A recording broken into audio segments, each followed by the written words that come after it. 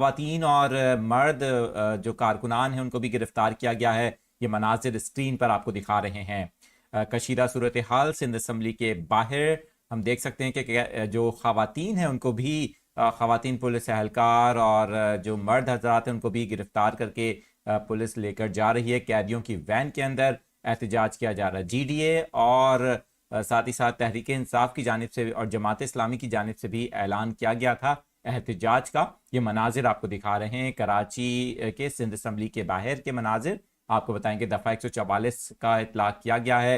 और दूसरी जानिब हैदराबाद से कराची आने वाला ट्रैफिक मोटरवे पर मुअत्तल हो गया है। वहां पर GDA की जानिब से धरना दिया जा रहा है।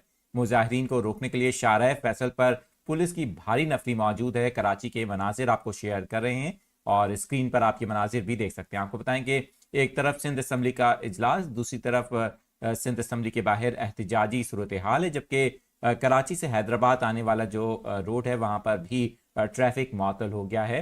बताया जा रहा है कि GDA की जानिब से जो मोटरवे है वहां पर धरना दिया गया है। इस वक्त ताज़ा तरीन जो सूरत हाल है अपने नाजरीन के साथ शेयर कर रहे हैं।